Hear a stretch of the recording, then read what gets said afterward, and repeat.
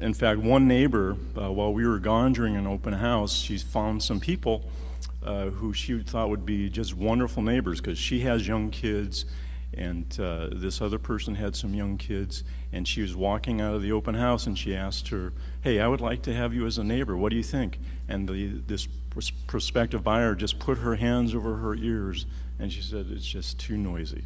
And then she left, and we dropped the price. We did everything, and that's not to say that's the only reason the house didn't sell, but that was the major reason that our real estate agent listed as why people wouldn't buy it. So all that is to say, I want to thank you for your time, but this is definitely a problem, and it's growing, and it's like a living monster that's coming around us. Thank you.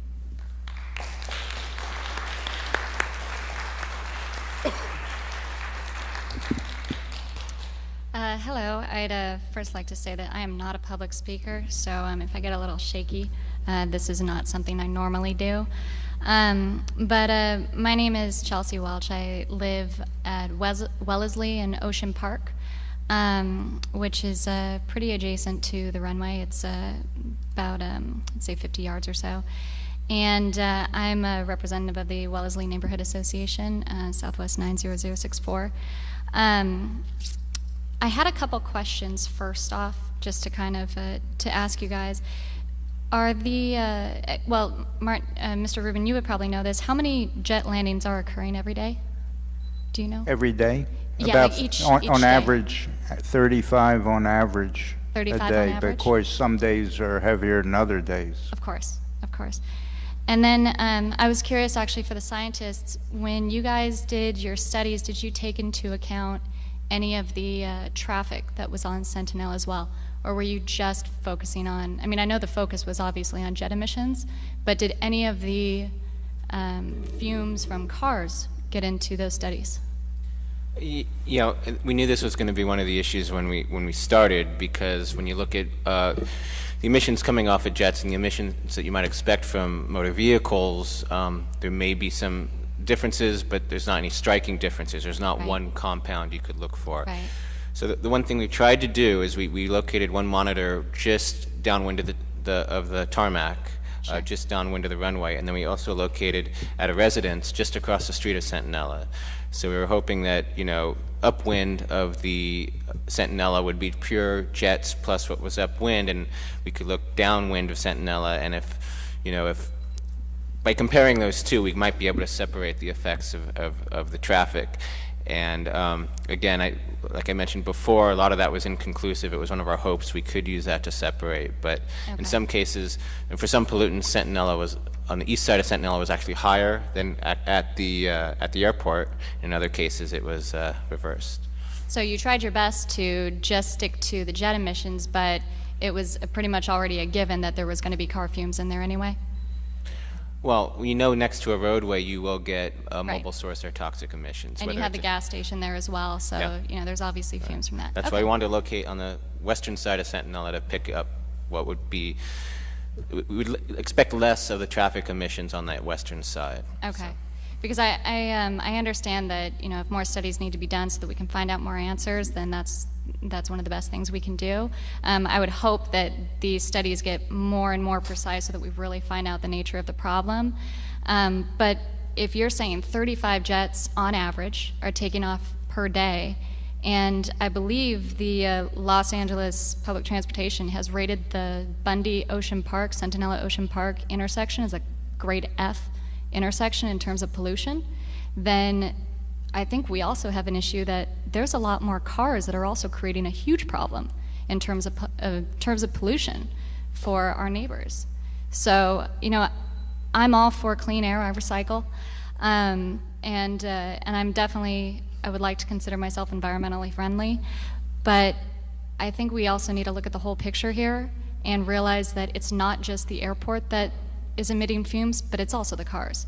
And if we don't cut down and start carpooling and doing other efforts, then we shouldn't all just be pointing fingers at one entity. We should be pointing fingers at everybody, including ourselves. That's fine. Very true. Very true.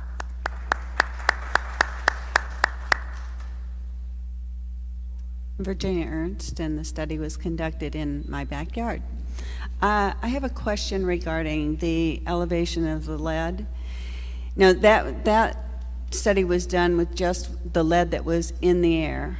What about, since lead is a heavy metal, what about all the lead that's accumulated in the soil and on our plants and things of that sort? Is there any way to get that measured? I mean, each time we dig in the dirt, we're obviously stirring up lead.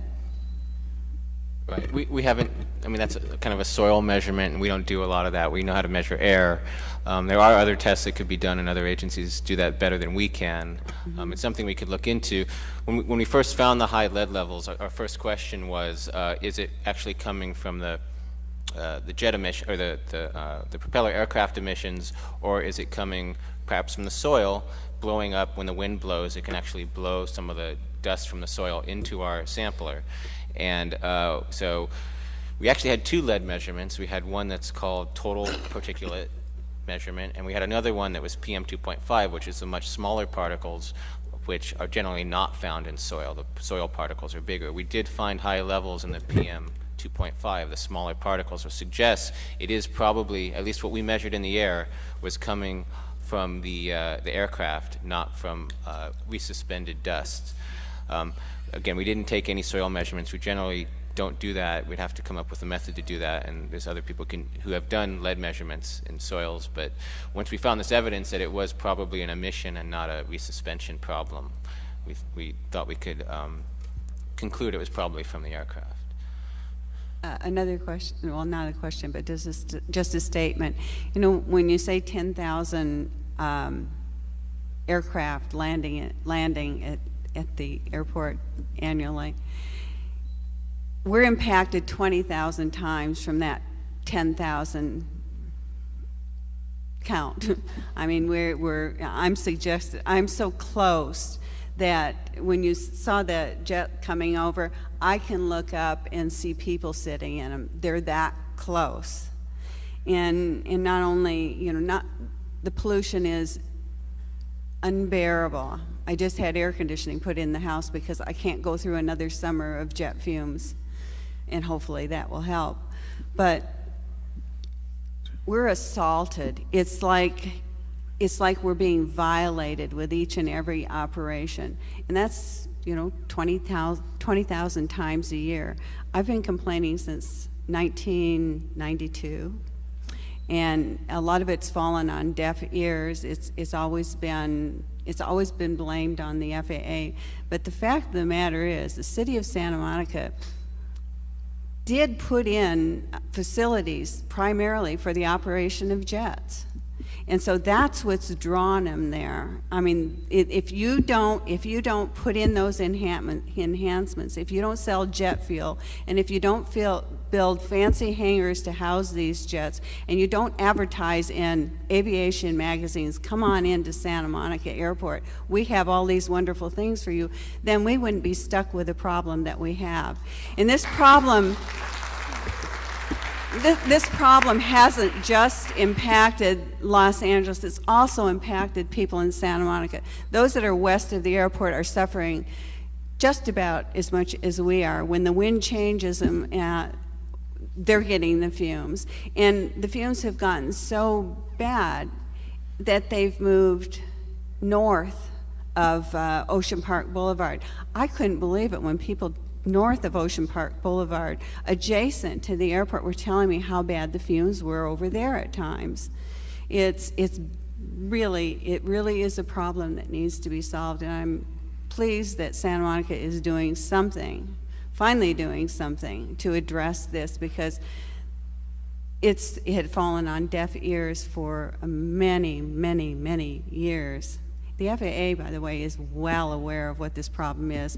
They have my films at the Western Regional Office, and I've spoken and met with the Western Regional Director a number of times, and they're aware of this problem, but DC calls the shots.